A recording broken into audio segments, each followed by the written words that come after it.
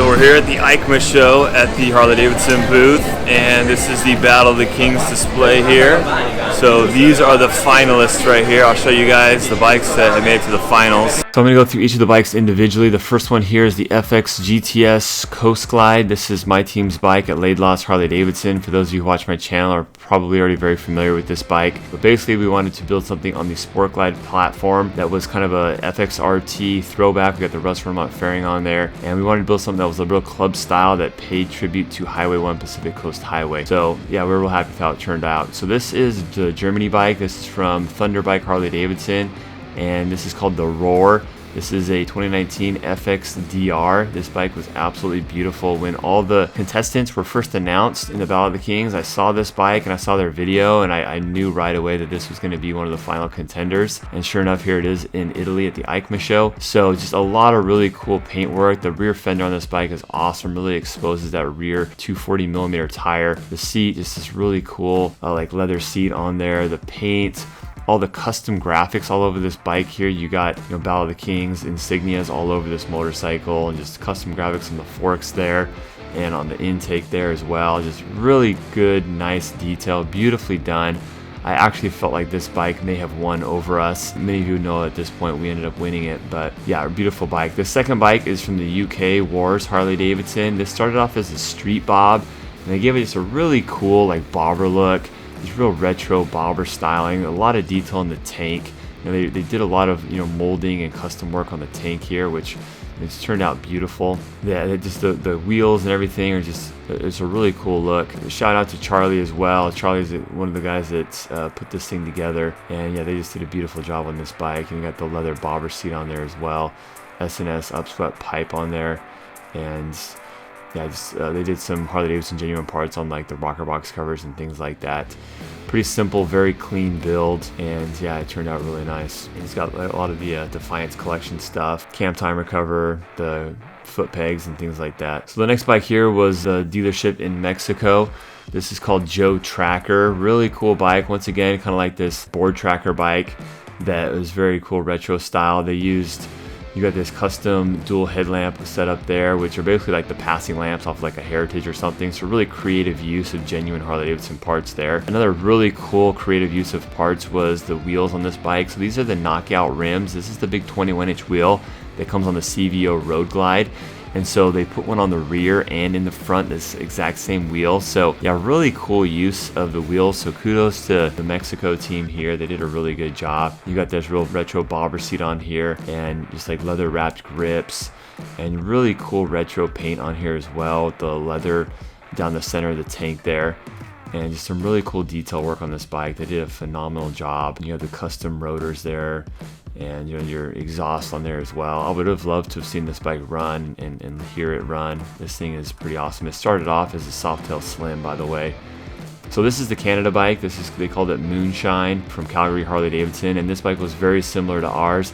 It was funny because when we first launched our bike, and then we saw the contestants, we saw their bike, the Calgary Harley-Davidson's bike, and we also saw another bike that was from a dealer in Texas that looked even closer to ours. So it's just funny how this style, the FXRT fairing on a Sport Glide, it really turned out to be a very popular style in this competition. There were 3 bikes that did it, including ours. But yeah, Canada's bike was beautiful. You know, really awesome finishes on everything. They have kind of like this gold bronze look on like their push rod tubes there, custom graphics on the air cleaner cover, things like the bar and shield outline there, emblem on the saddlebags is all in that same, like it's like anodized, I would guess, anodized or powder coated. But yeah, their center console there as well, bars.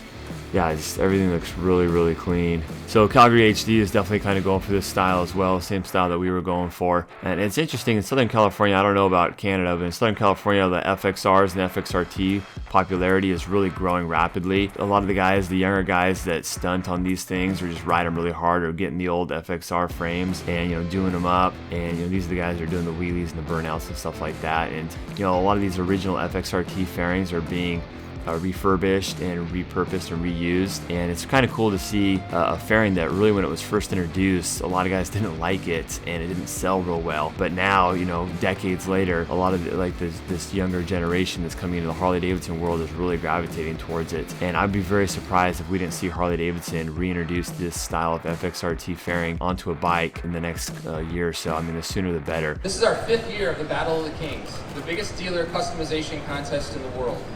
I want to take a little bit of time to talk about what we've seen in the entrants this year. There are 300 Harley-Davidson dealer entrants from around the world. The program builds on custom heritage and leadership. This is something that the company takes very seriously. We have a long ethos of letting our riders and our customers actually help us define the next trends. And we pay very close attention to what happens out in the marketplace. So after a highly competitive national rounds, the best of the best have gone head-to-head in this global grand finale. So I'd like to introduce some of the bikes. Representing the UK is the Crook from Wars Harley-Davidson. From Germany, Roar from Thunderbike Harley-Davidson. From Mexico, we have Joe Tracker, which is from Harley-Davidson Quattero. And from Canada, we have Moonshine, Calgary Harley-Davidson. And all the way from the US, we have the FX GTS Coast Glide from Laidlaw's Harley-Davidson. And the winner is Laidlaw's Harley-Davidson, the FX GTS Sport Glide. Congratulations.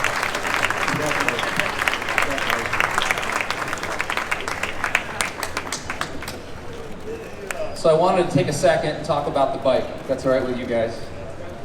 So based on a Sport Glide, which is one of the best-selling models in the UK, or in Europe right now. It's a fantastic bike. I think it's great how they look through the lens of the FXR scene that's happening in the West Coast and other places, and created a bike that truly is on trend, utilizes a vast majority of our P&A, which we think is awesome, and also nods back to our heritage, which is a very Harley-Davidson thing. So we're very stoked to hand the award to you guys. Wanted to also say that the rest of the competition that was here was a very, very difficult contest. It took a lot of time debating who to get the trophy to. I have members of my own design team here, and we spent a lot of time going over each bike, and I can say that each motorcycle, each design really inspired us. So thank you very much. All right, congratulations to Laidlaw Harley-Davidson.